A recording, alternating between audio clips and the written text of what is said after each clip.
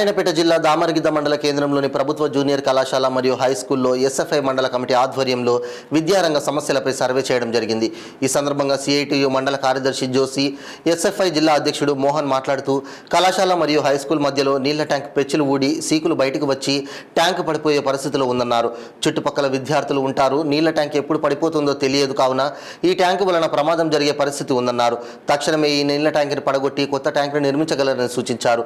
విద్యార్థులకు తరగతి గదులు సరిపోకపోవడం లేదు, అదనపు గదులు నిర్మించాలని, విద్యార్థులకు ఇచ్చే మధ్యాహ్న భోజనంలో నాణ్యత లేదని మెనూ ప్రకారం పెట్టాలన్నారు. అలాగే మధ్యాహ్న భోజన కార్మికుల జీతాలు పెంచి పెండింగ్ బిల్లులు విడుదల చేయాలన్నారు. ఈ సమస్యల్ని పరిష్కారం చేయాలని, లేని పక్షంలో పెద్ద మొత్తంలో ఆందోళన కార్యక్రమాలు చేపడతామన్నారు. ఈ కార్యక్రమంలో ఎస్ఎఫ్ఐ మండల నాయకులు అశోక్, కన్నప్ప, మహేష్, నరేష్ తదితరులు పాల్గొన్నారు.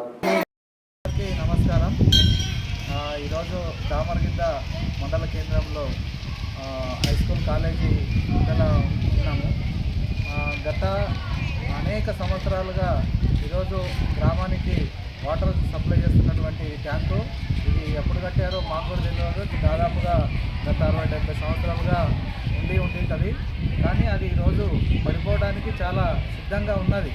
కాబట్టి అధికారులు వెంబడి దీన్ని పరిశీలన చేసి దీన్ని కూలగొట్టి మళ్ళీ కొత్తది నిర్మిస్తే బాగుంటుంది.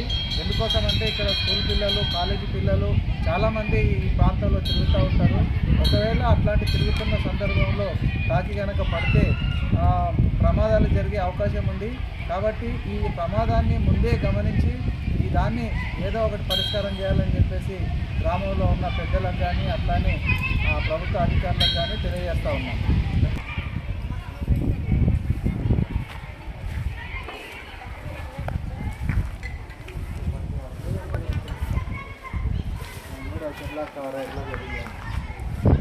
ఎప్పుడు అర్థం తెలియదు అసలు ఇంత పిల్లలు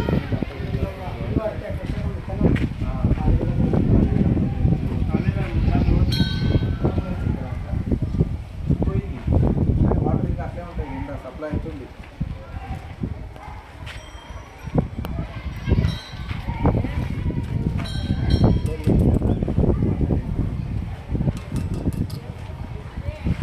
తంబాల స్థితిలో వ్యవస్థకు వచ్చిన మొత్తం